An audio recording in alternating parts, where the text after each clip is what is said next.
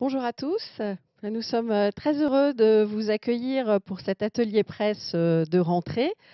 Cette rentrée est traversée par une actualité très fluctuante sur le plan géopolitique, sur le plan financier. Donc, nos experts ce matin sont réunis pour vous donner quelques clés de compréhension de ce qui se passe sur les marchés. Donc, nous allons vous parler ce matin. Alors, j'ai peut-être avancé un peu vite. Voilà, j'ai appuyé plusieurs fois sur le bouton. Bon, vous avez une rétro-projection de ce qui va se passer. Donc, nous allons d'abord peut-être vous présenter nos intervenants. Donc, au bout de l'arc de cercle, vous avez Roger Cagnard, directeur financier du groupe MACSF. À côté de lui, Maude Kelly-Crapeau, responsable de gestion de portefeuille. Et puis, à côté d'elle, Éric Duvos, directeur financier. Et euh, nous avons Monsieur Rosenwald, qui est directeur général MACSF Épargne Retraite. Donc, comment va se répartir cet atelier? Donc, en trois parties principales. D'abord, le contexte financier de rentrée avec un panorama sur l'ensemble des événements présents et à venir. Ensuite, une présentation par classe d'actifs. Et puis enfin, des interrogations sur que faire du fonds en euros. Est-il toujours intéressant d'investir sur le fonds en euros avec Guillaume Rosenwald. Donc tout de suite, quelle analyse du contexte financier? Je passe la parole à Eric Dubos pour l'analyse macroéconomique et le panorama des classes d'actifs. Bonjour à toutes et à tous. Donc pour vous parler de l'économie, de l'environnement, je vais revenir forcément sur l'inflation, puisque vous savez que depuis Jackson Hole, les banques centrales ont bien expliqué que les pics d'inflation n'étaient pas encore atteints et que pour juguler cette inflation, elles allaient remonter les taux au détriment de la croissance, en essayant d'éviter les erreurs des années 70 où la politique monétaire était devenue accommodante un peu trop tôt. Donc on a des chiffres d'inflation que vous avez à l'écran, hein, qui sont très importants. On est sur la zone euro à 9,10% au mois d'août, avec beaucoup de pays qui ont plus de 10% d'inflation au niveau européen, hein. Donc même sans parler des pays de l'Est, hein, vous voyez que les Pays-Bas, on est à 13, l'Espagne, on est à plus de 10. L'Allemagne, on n'est pas loin des 10, comme l'Italie. Il y a un vrai sujet en Grande-Bretagne, je vous l'ai mis juste à titre d'information, mais vous savez que la livre dévisse énormément en ce moment. Et l'inflation, certains économistes voient l'inflation autour de 20% en fin d'année ou en 2023.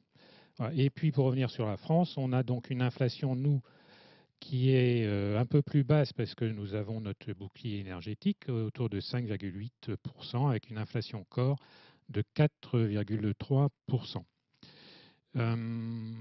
Un mot encore sur l'inflation, c'est le graphique en dessous. L'inflation est tirée par l'énergie et l'alimentation, beaucoup par l'énergie.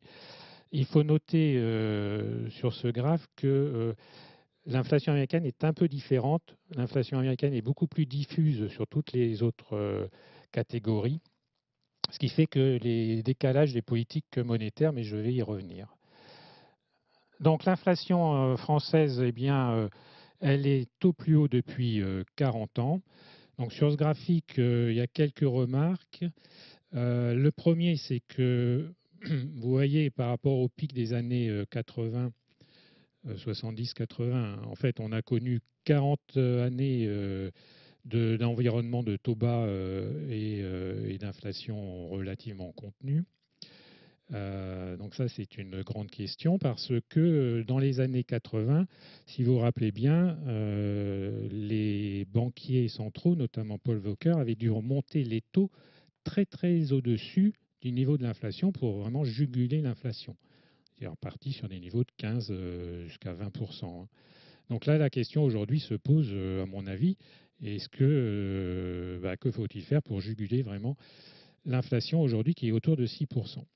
sachant que c'est le point en bas de la page, hein, je suis page 7, c'est qu'aujourd'hui, l'endettement des pays européens limite la hausse des taux, hein. On reviendra 30 secondes sur l'Italie, mais c'est vrai que ça laisse moins de marge de manœuvre pour la BCE. Page suivante, dans cet environnement, donc, les politiques monétaires sont à nouveau restrictives.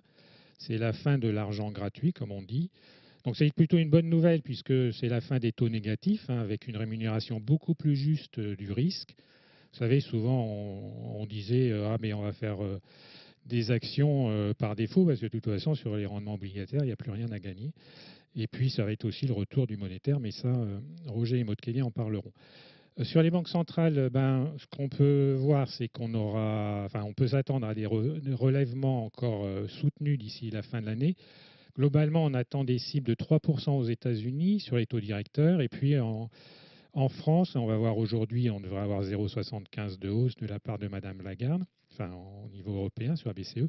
Et on attend des taux européens d'ici la fin de l'année sur des niveaux de 2%. Donc ça, c'est un point très important à prendre, hein, dans les choix d'investissement. Avec le corollaire, c'est une récession ou un fort ralentissement.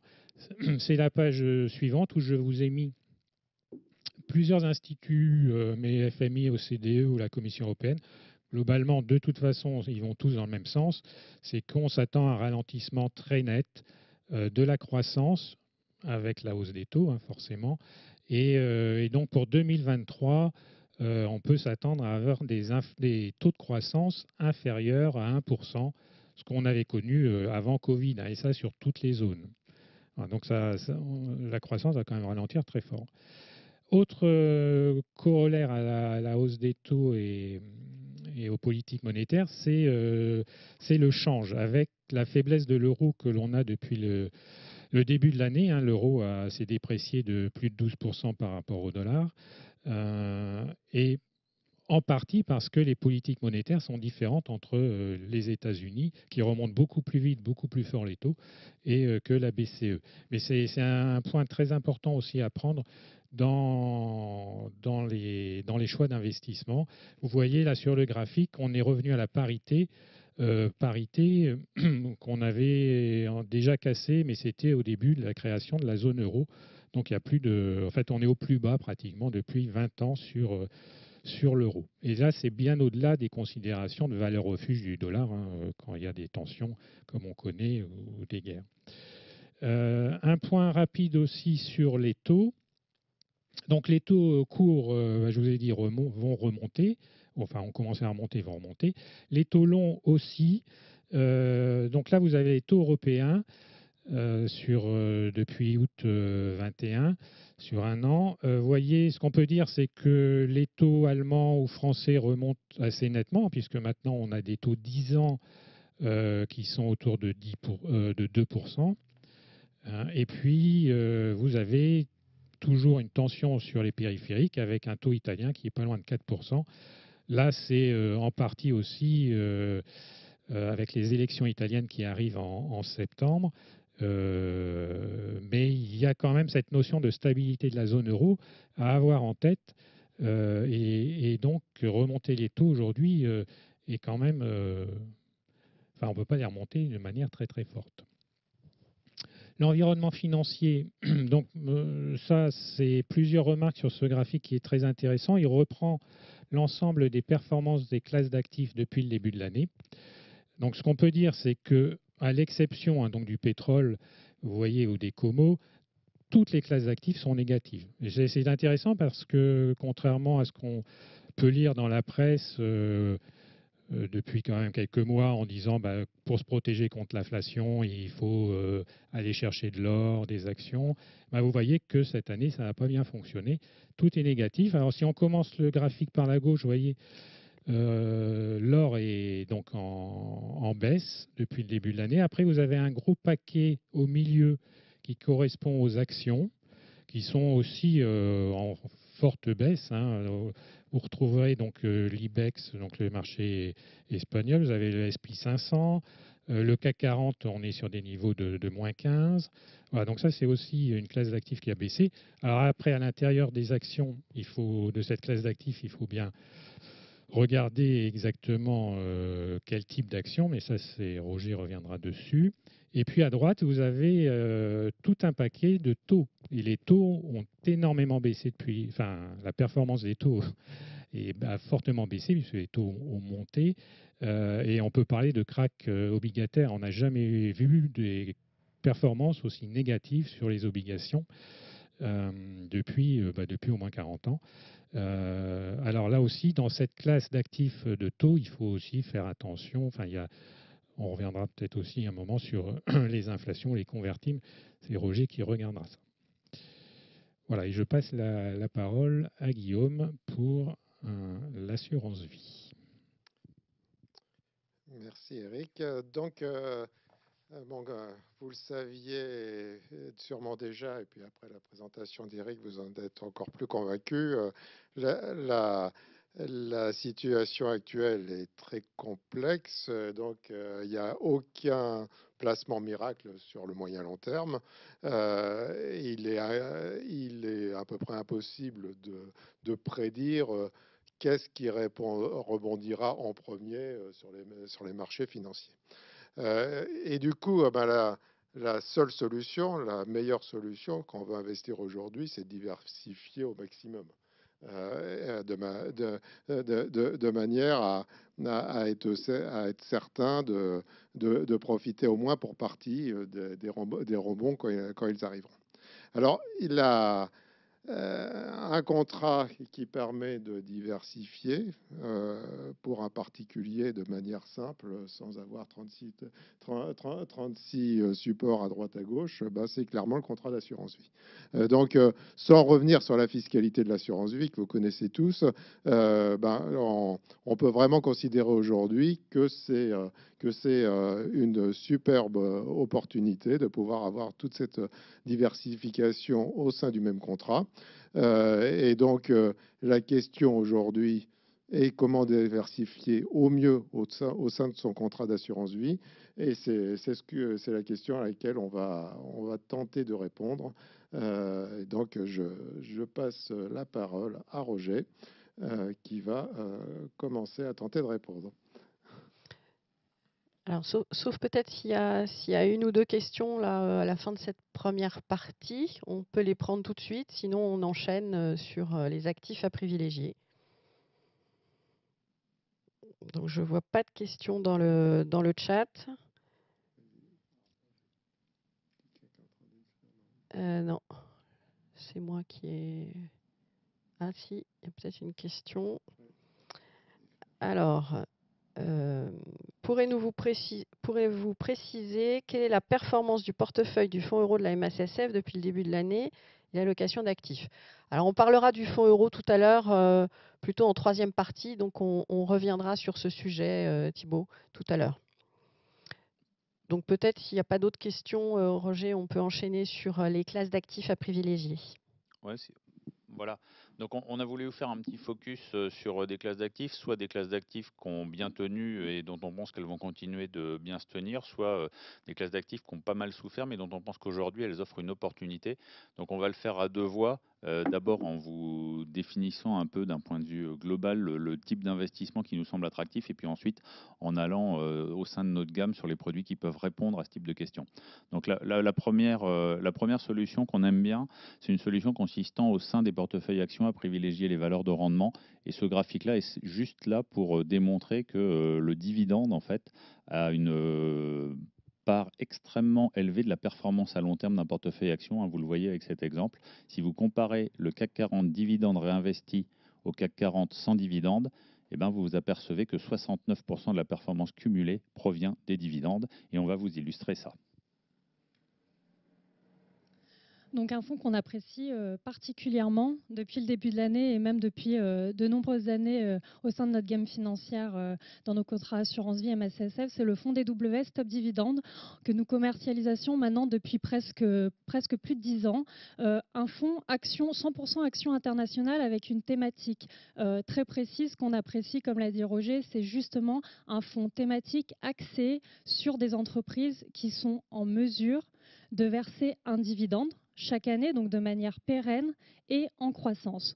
Donc concrètement, quand les gérants vont sélectionner ces valeurs-là, concrètement, ils vont sélectionner des valeurs plutôt défensives. Donc on est plutôt sur un portefeuille orienté valeurs défensives, à contrario des valeurs technologiques. Et clairement, depuis le début de l'année, on le sait, les valeurs défensives ont clairement surperformé le marché par rapport aux valeurs plutôt orientées croissance. On le voit sur le petit graphique à droite, donc c'est le comportement du fonds, la ligne bleu foncé. Donc ce fonds 100% action, comme je l'ai dit, et depuis le début de l'année, enregistre une performance encore positive à plus 1,83 à fin août. Donc c'est une performance qui est très remarquable. On le voit sur le graphique de droite, clairement qui surperforme le marché des actions internationales, le MSCI World. Clairement, ce fonds, il y a très peu d'overlap entre les actions internationales et ce fonds-là. Ce fonds est très sélectif justement sur des sociétés au bilan solide, avec un endettement très maîtrisé, justement parce qu'elles seront en mesure justement de verser un dividende. Ce fonds-là surperforme aussi l'ensemble de ces fonds de sa catégorie Morningstar. Vous pouvez le voir par rapport à la courbe verte au milieu. Concrètement, depuis le début de l'année, on le voit, c'est un fonds qui performe très bien, avec une allocation sectorielle, finalement, qui est la résultante de cette stratégie très défensive axée sur les valeurs à dividendes élevés. Donc, c'est plutôt orienté sur des secteurs défensifs tels que la santé ou les biens de consommation courante. 10 titres qu'on peut très facilement retrouver dans ce portefeuille, tels que Procter & Gamble ou Nestlé. Des entreprises, finalement, qui vont être moins impactés par le contexte actuel et qui seront en mesure de verser des dividendes. Et évidemment, un élément qu'Eric avait souligné, l'effet dollar, évidemment, c'est un portefeuille qui est plutôt américain, avec une contribution positive du dollar, évidemment. Autre sujet qui nous a semblé intéressant de vous commenter rapidement. Donc là, vous avez le contexte sur les obligations convertibles. Donc clairement, les obligations convertibles ont plutôt déçu cette année avec une performance qui est presque aussi mauvaise que les actions. Bien justement, on pense que ça crée une opportunité, la fameuse convexité, c'est-à-dire qu'aujourd'hui, en investissant en convertible, vous pouvez à la fois profiter d'un rendement actuariel assez élevé entre 3 et 4%. Et puis, si jamais au bout d'un certain temps, les marchés actions repartent, vous avez des options qui vous permettront de faire mieux que ces 3 ou 4% avec justement le fait d'avoir une option sur la remontée des actions. On va vous en dire un mot rapidement avec notre prochain fonds. Donc justement, nous avons au sein de notre gamme financière lancé en début d'année, fin février, un fonds d'obligations convertibles internationales. Nous avions déjà auparavant un fonds d'obligations européennes, mais il nous semblait très opportun justement de pouvoir offrir à nos sociétaires un fonds d'obligations convertibles internationales. Pourquoi opportun? Parce que vous le voyez sur le petit graphique en haut à droite, c'est la répartition du marché des obligations convertibles au niveau monde. On voit clairement que le gisement des obligations convertibles se situe plutôt aux États-Unis, donc il nous semblait justement opportun d'aller capter toute cette partie américaine sur cette classe d'actifs. Lazard Convertible Global, c'est un des fonds de référence clairement sur cette classe d'actifs. Il existe depuis 1985. Donc c'est un fonds référence qui enregistre des performances clairement remarquables sur très longue période. Il est classé 5 étoiles Morningstar, donc qui vient vraiment crédibiliser l'équipe de gestion, une équipe de gestion très stable et finalement très technique sur cette classe d'actifs. Nous avions fait le choix justement de l'entrée dans notre gamme pour offrir cette diversification. Alors c'est vrai, comme l'a dit Roger, c'est vrai que c'est une classe d'actifs finalement cette année qui a clairement été impactée un peu par cette dislocation de marché, à la fois une hausse des taux et une baisse des marchés actions. Donc clairement, dans ce contexte-là, les obligations convertibles n'ont pas forcément très bien fonctionné. Et justement, comme l'a dit Roger, on pense que nous, c'est une opportunité justement d'entrer à un point plutôt bas. On a ce fonds-là qui a des caractéristiques techniques qui nous semblent assez opportunes aussi actuellement, avec une duration très faible sur la partie obligataire des obligations convertibles et avec aussi une convexité assez élevée justement sur la partie action. Alors le prochain sujet dont on va vous parler, c'est un sujet qui nous est cher, hein, parce que ça fait très longtemps qu'on a fait le choix pour l'actif général d'avoir des investissements importants dans le non-coté. Là, je vous ai juste mis un tableau qui rappelle les performances à long terme du non-coté, donc vous pouvez les comparer avec n'importe quelle autre classe d'actifs. C'est vraiment de très très loin l'investissement le plus performant. On le faisait depuis longtemps dans l'actif général. On a bien entendu choisi d'en faire bénéficier nos assurés. On va vous en dire un mot. Donc, côté gamme d'unités de compte, nous avions lancé il y a maintenant plus d'un an, en mai 2021, notre premier support justement en actifs non cotés. Clairement, on souhaitait faire bénéficier à nos sociétaires toute cette expertise qu'on avait sur le non coté, et aussi parce qu'il nous paraît aussi intéressant justement d'amener cette classe d'actifs plutôt réservée aux investisseurs institutionnels, finalement de pouvoir la proposer à nos sociétaires. C'était quelque chose qui nous semblait très important. Ce fonds-là, Tikeo Financement Entreprise, investit dans une classe d'actifs particulière du non-coté. On est sur la dette privée des entreprises. Pourquoi la dette privée ? Finalement, on souhaitait avoir un véhicule qui offre pour nos sociétaires, dès le lancement de ce produit, un premier rendement. On ne souhaitait pas que nos sociétaires soient finalement un peu tributaires de cette fameuse courbe en J qu'on entend souvent dans l'univers du non-coté. On souhaitait offrir un rendement plutôt immédiat et que nos sociétaires aient aussi la possibilité finalement de voir la progression de leur épargne sur un tel support. Finalement, que l'épargne ne soit pas bloquée, ce qui est souvent le cas dans le non-coté. On voulait justement offrir à la fois cette visibilité sur un produit, mais aussi la liquidité. Donc c'est toute cette innovation qui avait été apportée justement dans ce produit, Tikeo Financement Entreprise. Et après maintenant un peu plus d'un an de commercialisation, finalement on se rend compte que c'est une classe d'actifs qui a intéressé nos sociétaires, avec un peu plus de 200 millions de collectés en un peu plus d'un an. Donc finalement, nos sociétaires ont apprécié les investissements réalisés. Finalement, c'est des investissements directement à l'économie. Ce fonds, concrètement, va aller investir dans des PME, ETI, donc des entreprises de taille moyenne de l'économie européenne, mais principalement française, dans des entreprises matures et en croissance. Clairement, la dette privée, elle va venir dans ces entreprises financer la croissance et le développement futur de ces entreprises. Donc, c'est des entreprises qui sont d'ores et déjà rentables et qui ont besoin de nouveaux financements pour aller soit chercher de la croissance organique ou alors chercher de la croissance externe, par exemple en achetant d'autres entreprises. Donc clairement, ce support-là, à date, est investi dans à peu près une trentaine de lignes, dans des secteurs très diversifiés, qui finalement lui permet d'enregistrer une performance très satisfaisante et en ligne un peu avec le rendement qu'on avait un petit peu cité au lancement du produit. L'objectif était de réaliser une performance 2 fois supérieure à la performance du fonds euro MACSF. Donc c'était un objectif assez ambitieux, mais finalement qui a été atteint donc sur l'année 2021. Donc le fonds avait été lancé en mai 2021. Il a enregistré une performance d'un peu plus de 2%, donc sur une moitié d'année. Et sur l'année 2022, on est d'ores et déjà à une performance d'environ 3%. Donc clairement, c'est un produit qui répond à ses attentes et pour un produit non coté qui satisfait en tout cas toutes les cases pour un produit assurance vie. Voilà, et puis le dernier sujet qui nous a amené à un peu réfléchir à l'occasion de cette conférence de presse pour essayer de vous dire ce qui nous semblait intéressant de regarder. La question, c'est un peu quand on parle de gestion patrimoniale diversifiée, quel est le bon modèle? Et on pense qu'il y a un modèle qui est quand même extrêmement solide. C'est un modèle qui consiste à ne pas donner de contraintes aux gérants, si ce n'est une contrainte de risque extrêmement stricte. Donc, de se dire, on ne veut en aucun cas avoir un véhicule qui puisse baisser de plus de 10%. Et après, à condition d'avoir ça qui est contrôlé de très très près, et vous allez voir que c'est le cas dans le support qu'on va vous présenter juste après, on laisse toute latitude au gérant pour choisir son orientation, aussi bien sur la direction des taux que sur l'évolution des actions ou sur l'évolution de l'or et des métaux précieux.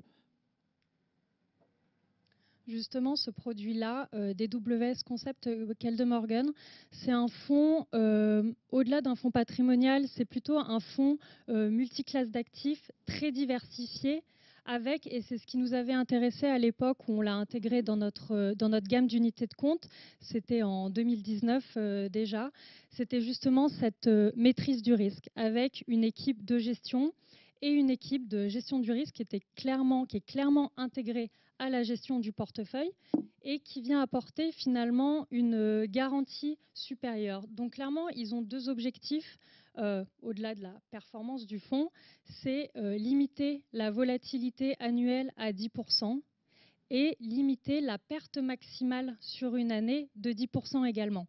Et finalement, c'est quelque chose qu'on avait apprécié, donc qu'on avait souhaité intégrer dans notre gamme pour toujours plus de complémentarité. Et c'est vrai que dans l'univers des fonds patrimoniaux, on aimait justement bien cette approche à la fois de complète latitude de la part des gérants. Donc clairement, c'est un fonds à gestion discrétionnaire qui sont capables de finalement d'évoluer dans un univers. Mais finalement, c'est ce qu'il faut aux gérants aussi pour pouvoir évoluer dans un contexte, comme il a été décrit, très incertain et très compliqué. Et en plus, ramener justement cette couverture de risque. C'est un fonds clairement qui, depuis le début de l'année, enregistre une performance alors légèrement négative, entre -2 et -3 actuellement, mais finalement qui a réussi depuis le début de l'année un peu à naviguer à travers ce contexte très difficile. Alors à la fois, on vous a exposé les principaux contributeurs à la performance, une exposition évidemment à la devise qui est gérée activement, donc une exposition au dollar, comme on l'a vu, une exposition bénéfique. Une gestion sur la partie obligataire aussi très opportune, avec à la fois une couverture sur les taux longs américains et une exposition au crédit qui est restée très marginale. Donc finalement, l'univers de hausse des taux a été assez bien géré au niveau du fonds. Sur la poche action qui est restée assez stable finalement entre 35 et 40% tout au long de l'année, finalement c'est plutôt la gestion des poches qui a été très tactique et finalement très bien gérée, avec une poche assez bien diversifiée, que ce soit en ligne finalement, mais aussi en termes de secteur. Ils n'ont pas investi uniquement dans des valeurs de croissance, mais sont plutôt allés chercher à la fois des valeurs de croissance et à la fois des valeurs très défensives, comme on a pu le voir dans Top Dividende, une thématique qui a très bien fonctionné. Mais également, ils ont pu aller chercher des valeurs liées un peu à l'infrastructure et quelques valeurs cycliques. Donc voilà, donc une poche action très diversifiée qui a été gérée de manière très dynamique. Et finalement aussi une petite exposition à l'or. Alors on a pu le voir, ça a été une classe d'actifs finalement qui a souffert en ce début d'année. Mais finalement, au sein de ce fonds-là, elle est vraiment vue comme une assurance de portefeuille et ce qui nous paraît aussi cohérent au sein d'une approche très diversifiée.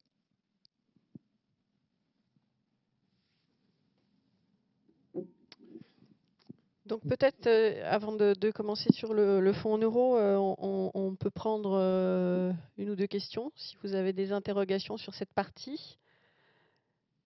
Maud Kelly et Roger vous répondront immédiatement, sinon on pose toutes les questions à la fin. Bon, je crois que vous avez été très clair, donc on va enchaîner donc, avec la partie sur le fonds en euros. Donc Guillaume, voilà.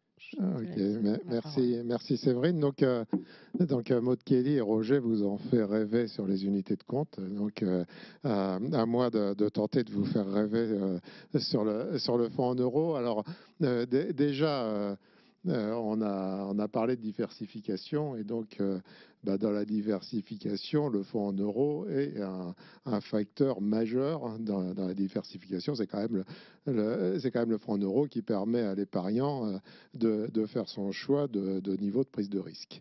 Et donc ce que je vous propose, c'est quelques réflexions sur le fonds en euros pour comprendre ensemble pourquoi le fonds en euros, dans la circonstance actuelle, fonctionne bien, continue à bien fonctionner et continue à avoir de belles perspectives.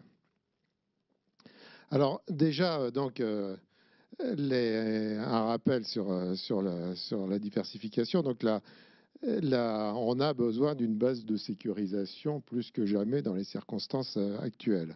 Et des bases de sécurisation, en ce moment, il n'y en a pas beaucoup. Il y a l'épargne réglementée, mais l'épargne réglementée assez limite de montant. Et donc, au-delà des montants de l'épargne réglementée qui est normalement orientée sur le court terme, il n'existe finalement aujourd'hui quasiment que le fonds en euros. Donc c'est d'une excellente base, une excellente fondation, hein, sur l'illustration. Et puis, en plus, vous allez le voir, les meilleurs fonds en euros vont continuer d'apporter un premier niveau de rentabilité qui est toujours bon à prendre. Je ne pense pas que notre fonds en euros batte l'inflation cette année, mais au moins, il permettra de limiter les effets de l'inflation. Alors, un rappel sur le fait que le fonds en euros n'est vraiment pas un placement ordinaire. Le fonds en euros, c'est un outil d'assurance. C'est un outil mutualisé. C'est une épargne collective, c'est un placement collectif mutualisé entre toutes les générations d'épargnants et entre toutes les générations de versements.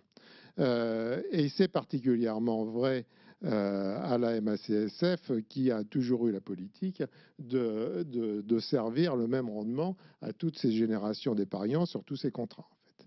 Alors, suivant les périodes, l'apport de rendement financier, il se fait plutôt dans un sens entre épargne ancienne qui va amener du rendement sur l'épargne nouvelle, ou il peut avoir lieu dans l'autre sens, l'épargne nouvelle peut amener du rendement sur l'épargne ancienne.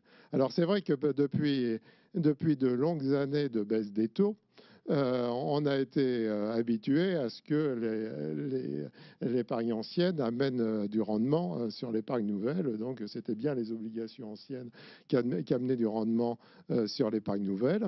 Et puis, bien sûr, en dehors du système obligataire, c'est bien les investissements passés, qu'ils soient en actions ou en immobilier, qui, quand ils sont réalisés, amènent des plus-values et du rendement. Ce que l'on est en train de vivre depuis le début de l'année 2022, c'est un début de changement de fonctionnement de la mutualisation. Et dès cette année, sur la partie obligataire, c'est bien l'épargne nouvelle qui va amener de la richesse sur l'épargne ancienne. Donc, si tu veux, Eric, donner... Oui, juste à titre d'exemple, en effet, tout à l'heure, je vous ai montré un graphique avec les taux des emprunts de l'État français. On était à 2%, aujourd'hui on est à 2,20. Si vous rajoutez un peu de spread, vous êtes autour de 3 sur tout ce qui est garantie d'État, 3% hein, de rendement, et au-delà sur tout ce qui est corporate, où on arrive sur des émissions à 3,5, 4, selon la notation. Pour le high yield, on est plutôt à 5, 6. Voilà, donc, à nouveau, on retrouve du rendement sur nos portefeuilles. Et donc, pourquoi à la MACSF nous profitons particulièrement rapidement de la hausse des taux d'intérêt, c'est parce qu'on s'est, entre guillemets, payé pendant des années une politique très coûteuse en termes de fonds propres, de gap de duration. On a, dans la période de baisse des taux et jusqu'à la fin, on a assumé cette politique. On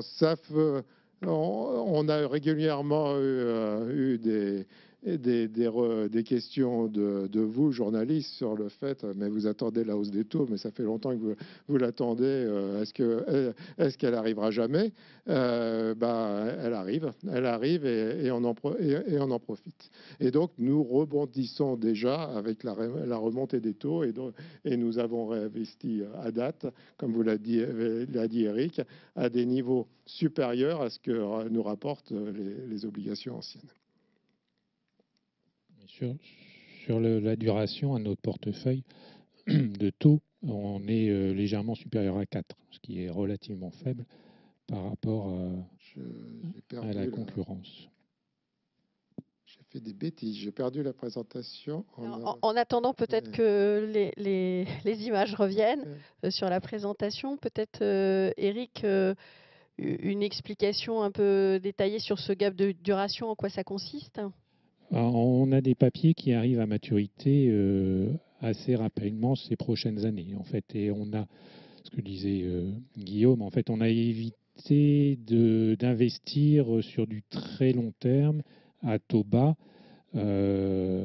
parce qu'on avait des fonds propres en face. Hein, Mais c'est vrai que globalement, la réglementation pousse à réduire fortement l'écart entre l'actif et le passif, et donc à avoir des actifs aussi longs que le passif. Et donc en général, les assureurs sont allés chercher des papiers très longs, des emprunts d'État très longs, mais avec très peu de rendement. Or, nous, on a un portefeuille qui arrive à maturité beaucoup plus rapidement. Je vous parlais d'une duration de 4, donc ça, voilà, ça, vous voyez, ça vous donne une illustration de la rapidité à laquelle le portefeuille va tourner. Donc ça, c'est le premier élément qui fait qu'on a des bonnes perspectives sur notre fonds en euros. Le second, ben, c'est qu'on a toujours investi en majorité sur les obligations corporates et qu'on continue à investir, à profiter des spreads qui sont élevés actuellement. Et le troisième, ben, c'est toujours notre savoir-faire sur le non-coté qui, donc avec à peu près 10% de notre actif général sur de nos côtés qui nous a et qui est toujours un facteur important de performance. Voilà, et donc pour finir, on voulait quand même vous dire un mot de notre vue long terme hein, en tant qu'assureur vie. Donc on s'est placé volontairement à 8 ans pour vous donner ces résultats. On a comparé la performance à 8 ans analysée selon que vous étiez investi purement en euros, donc ça vous donnait 2,13, ou sur l'un des profils qu'on commercialise, donc le profil sérénité.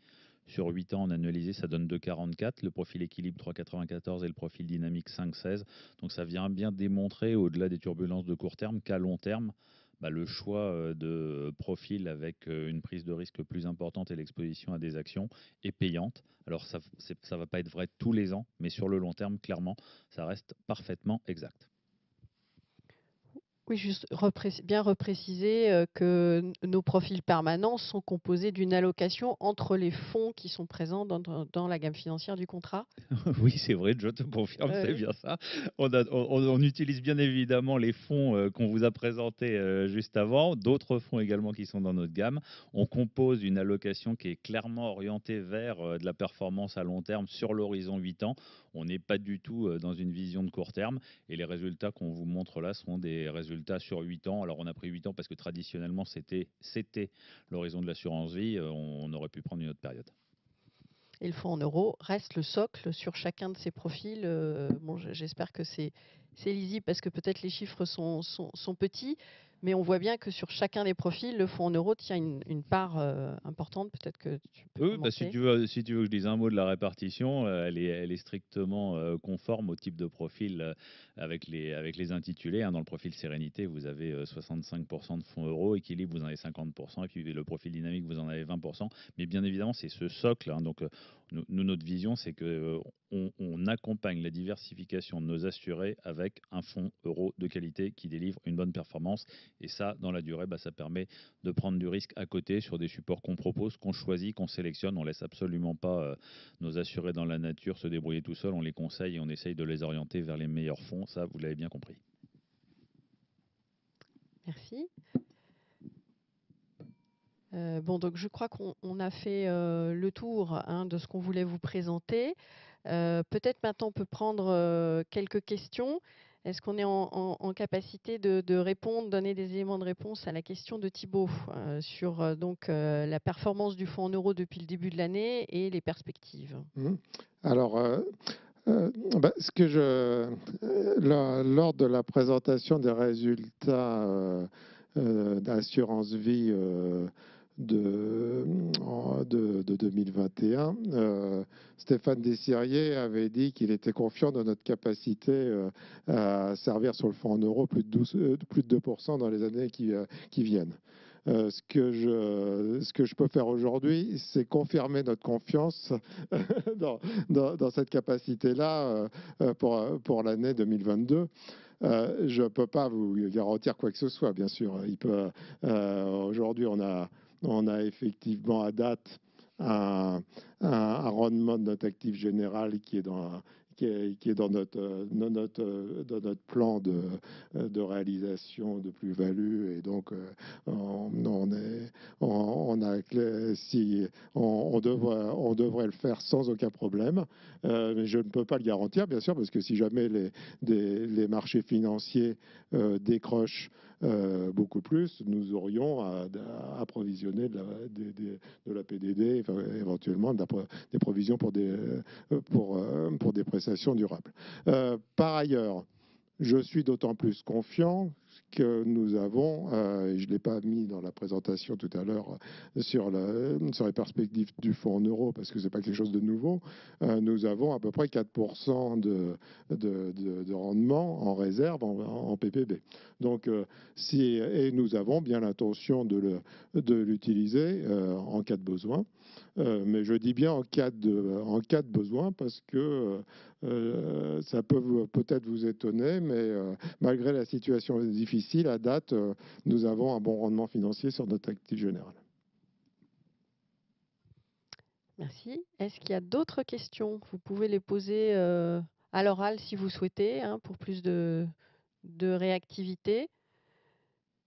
Je vois que non, pas de questions. J'ai une question. Arrivent. Mireille Wimbert. Très bien, merci. Vous m'entendez? Oui, oui, on t'entend très bien. On t'écoute. Je voulais savoir du coup si vous nous offrez à nous les journalistes, si on peut avoir un contrat chez vous sans frais d'entrée. Je plaisante. Oui, c'est pas vraiment des sujets, c'est pas vraiment le sujet du jour là aujourd'hui, donc on va peut-être sauter la question. Non, mais vous êtes bienvenus pour avoir un contrat chez nous, bien entendu. Certains d'entre vous en ont déjà. Après ça, il y a clairement pas de tarif préférentiel pour les journalistes. Ça serait pas très mutualiste. En revanche, ça nous arrive de faire des promotions intéressantes sur les frais d'entrée, et donc soyez attentifs. Alors sinon, on a une autre question. Combien de fonds proposés dans les unités de compte au total pour vos contrats? Quel encours total? Quel est le plus vendu? Allez-vous en prendre des nouveaux et comment les sélectionnez-vous? Alors ça fait beaucoup de questions, on va peut-être les prendre les unes après les autres. Donc déjà, combien de fonds proposés dans les unités de compte au total pour nos contrats? Je peux commencer à répondre à cette question. Donc, notre gamme d'unités de compte, elle est volontairement restreinte. Je pense que vous le savez tous au sein de la MSSF. On a cette politique finalement, comme l'avait dit Roger, finalement, on souhaite accompagner nos sociétaires dans la diversification de leur épargne en proposant volontairement une gamme très restreinte de supports, restreinte mais très complémentaire, à la fois sur les fonds patrimoniaux. Donc, on a actuellement 4 fonds patrimoniaux. Sur la classe d'actifs obligations convertibles, on a actuellement 2 fonds d'obligations convertibles et évidemment sur l'ensemble du spectre de la classe d'actifs actions avec des fonds actions alors thématiques investis sur la transition énergétique par exemple, mais également sur les biotechnologies, une classe d'actifs qui parle un peu plus particulièrement à nos sociétaires. Donc en tout, on a à peu près une vingtaine de supports au sein de notre contrat assurance vie et notre contrat évidemment retraite. Sur l'encours global, l'encours global à date, si je ne dis pas d'erreur, on doit être à peu près plus de 4 milliards d'encours sur nos unités de compte, donc toute classe d'actifs confondues.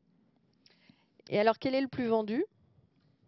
Alors, quel est le plus vendu? Il y a plusieurs réponses possibles. Une première réponse possible, c'est finalement un de nos fonds finalement, dont j'ai parlé un peu en priorité, c'est DW Stop Dividende. Finalement, c'est un peu notre fonds phare au sein de notre gamme. MACSF d'ailleurs a été un des premiers assureurs finalement à distribuer un fonds de l'asset manager DWS. Je pense qu'on est un des plus gros distributeurs de ce fonds-là. C'est clairement le fonds qui est le plus apprécié au sein de notre gamme, qu'on retrouve aussi au sein de nos profils permanents, justement parce qu'il a un profil très défensif et c'est pour ça qu'on l'a mis aussi au sein de nos profils permanents. Donc ça, on le voit, c'est un fonds qui est très plébiscité par nos sociétaires. Et alors, autre question, comment sélectionne-t-on les fonds et est-ce qu'on prévoit d'en entrer de nouveaux dans la gamme? Alors, comment on sélectionne les fonds? Finalement, à chaque fois qu'on décide d'élargir notre gamme, on se pose la question, on réfléchit à finalement quelle est la classe d'actifs qui nous manque pour toujours avoir ce souci de complémentarité dans notre gamme. Quelle est la classe d'actifs aussi qui a finalement le plus d'intérêt dans tel ou tel contexte? C'est vrai, comme on l'a dit, en début d'année, on a ouvert un fonds d'obligations convertibles internationales parce qu'il nous semblait opportun justement d'offrir à nos sociétaires cette classe d'actifs. Le non-coté aussi. On a souhaité, voilà, ça a été un travail de réflexion en se disant ce non-coté qu'on a dans l'actif général, on souhaite le proposer à nos sociétaires. Comment on peut au mieux leur apporter ces rendements du non-coté. Donc finalement, c'est toute une réflexion avec à la fois la classe d'actifs, et une fois qu'on a la classe d'actifs, il faut évidemment chercher le meilleur partenaire pour pouvoir travailler efficacement et proposer un produit de qualité à nos sociétaires. Donc c'est aussi sélectionner finalement le meilleur gérant d'actifs, spécialiste sur sa classe d'actifs, avec une vraie crédibilité et un historique de performance aussi de qualité. Donc voilà, c'est à la fois une sélection sur la classe d'actifs, plus une sélection du gérant qui est très important pour nous, parce que c'est évidemment une relation de long terme qui après s'installe avec toutes ces sociétés de gestion. Donc on souhaite avoir voilà, des partenaires de qualité et de référence sur chaque classe d'actifs. Et juste peut-être repréciser que quand on ne trouve pas de fonds existants sur le marché qui nous conviennent, on est en capacité d'en créer de nouveaux, comme on l'a fait avec Tikeo Financement Entreprise. Évidemment. Donc, on travaille en architecture ouverte, mais comme le dit Séverine, évidemment, sur Tikeo Financement Entreprise, sur le marché, finalement, on ne trouvait pas finalement le produit qui nous intéressait avec nos contraintes en tant qu'assureur. Donc, comme l'a dit Séverine, finalement, on a trouvé la société de gestion partenaire et on a co-construit avec eux ce produit pour qu'ils répondent aux contraintes d'un assureur tel que MACSF, donc des contraintes de liquidité, de performance, de visibilité. Donc voilà, ça a vraiment été un travail de création de support. Alors, nous avons une autre question qui porte sur le PER. Ah, pardon. On a une question. Oui. Oui, non, pas PER, moi. D'accord, bah peut-être on Je continue parle du coup. Oui, vas-y. Alors, plus sérieusement, on entend beaucoup parler en ce moment au sein des contrats d'assurance vie de deux types de supports. Dites-moi ce que vous en pensez. Donc, effectivement, avec la hausse des taux, on a à nouveau un retour en force des produits structurés. Est-ce que vous en faites? Oui, non, pourquoi? Et on a une deuxième catégorie de fonds qui apparaissent. Ce sont des fonds obligataires à échéance qui permettent d'apporter pas une garantie, mais quelque chose d'un peu moins risqué. Qu'est-ce que vous pensez de ces deux types de fonds? Merci. Roger, oui. Oui, effectivement, la hausse des taux va créer une opportunité sur les fonds obligataires à échéance. Donc ça, on l'a parfaitement identifié, on réfléchit sur le sujet. Sur la partie des produits structurés, on n'a pas entamé la réflexion, on pourrait le faire. Mais il nous a semblé que ce qui était vraiment intéressant aujourd'hui, c'était l'idée en ligne avec ce qu'on fait dans le fonds euro. En gros, c'est toujours la même chose. Ce qu'on fait dans le fonds euro, on se dit qu'on n'a pas de raison de ne pas en faire bénéficier nos assurés.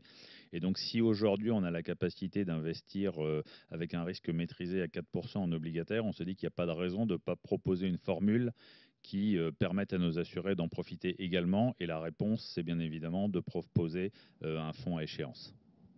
Alors, je rebondis sur cette question parce que j'avais eu une question avant l'atelier, une question de Gilles Pouzin, je ne sais pas s'il nous a déjà rejoint, qui s'interrogeait sur l'opportunité d'investir en direct en obligations plutôt que d'investir via des fonds obligataires. Les avantages, un peu les inconvénients des deux formules. Est-ce que peut-être Eric, tu peux prendre cette question? Alors en direct, pour un particulier, je dirais qu'il y a un sujet de fiscalité. Et donc du coup, après, de diversification. Je pense qu'il est plus normal de rentrer sur un fonds à l'intérieur de l'assurance vie. Mais en direct, faut faire le bon choix. Enfin, après, si c'est pour sélectionner 2-3 noms d'émetteurs, il y a un risque quand même de non-remboursement de l'obligation. C'est pas parce que c'est une obligation que c'est garanti. Donc, fiscalité et puis diversification, moi, je serais plutôt pour faire via des fonds. Alors, donc on avait eu une question, peut-être on va les prendre. Alors, est-ce qu'on continue? Peut-être quelles sont vos vues sur le private equity? Tu veux Je sais commencer plus. par le bas? Bon, on va Oui, commencer par le commencer bas. par le bas, parce Donc, qu'après on change de sujet avec le PER. ok. Donc, Bah, nos vues sur le private equity, comme l'a précisé Guillaume tout à l'heure, on a 10% d'exposition dans le non-coté, donc on reste absolument convaincu que c'est une classe d'actifs qui doit faire partie de l'allocation d'actifs d'un fonds euro. Je pense que la question, elle est plus, est-ce qu'aujourd'hui vous avez un peu de prudence par rapport au niveau de valorisation? Bien évidemment, oui. On pense qu'il va y avoir un certain nombre d'ajustements dans les valorisations, en particulier à l'entrée, parce que les taux ayant beaucoup remonté, il est normal que le multiple de valeur d'entreprise sur EBITDA diminue. Donc on est très vigilant et on est très sélectif à l'heure actuelle dans nos allocations dans le non-coté. Pour autant, on garde toujours une grande confiance dans la classe d'actifs en tant que telle. Simplement, on s'attend à ce qu'elle s'ajuste un peu en valorisation à la baisse, et donc on est très très sélectif dans nos nouveaux investissements. merci. Donc, je remonte un petit peu dans les questions et je reviens à cette question sur le PER. Donc, le fonds en euros du PER est-il le même que celui du contrat d'assurance vie et propose-t-il le même rendement? Guillaume? Alors, le fonds en euros du PER est jusqu'à la fin de l'année 2022 chez nous le même que le fonds en euros du contrat d'assurance vie. Nous avons un seul actif général et donc, bon, pour 2022, c'est clair, nous allons distribuer le même rendement sur le PER que sur le contrat d'assurance vie. À partir du 1er juillet 2023, il y a l'obligation de cantonnement. Donc, nous allons cantonner toute fin 2022. Alors, pourquoi toute fin 2022? Parce que comme le produit PER est en forte croissance, on a préféré figer le canton le plus tard possible. Et alors ensuite, quels sont nos objectifs dans notre cantonnement et dans notre répartition d'actifs? Notre objectif est clairement de se donner les moyens de continuer, malgré, entre guillemets, ce cantonnement sur les premières années, à avoir un rendement sur le canton retraite du même ordre de grandeur que le rendement sur le canton vie. Et donc, on va avoir une répartition vraiment équitable à la fois des différentes classes d'actifs et des plus-values latentes entre les deux cantons, et on va régler tout ça d'ici la fin de l'année de manière à ce que ce soit tout propre au lancement du canton au 1er janvier 2022. Merci. Alors, on a une autre question. Est-il toujours impossible de verser 100% sur le fonds en euros? Alors, bon, je laisse Guillaume répondre. Mais... ça a toujours été possible chez nous, en fait. Donc, c'est effectivement impossible chez pas mal de concurrents. En revanche, chez nous, ça a toujours été possible. Alors, il y avait le cas particulier dans le passé des contrats fourgoussés où il y avait la règle des 20% de minimum d'unités de compte sur les contrats qui avaient été fourgoussés. Maintenant, avec toutes les possibilités de transfert ouvertes par la loi Pacte entre les contrats d'assurance vie,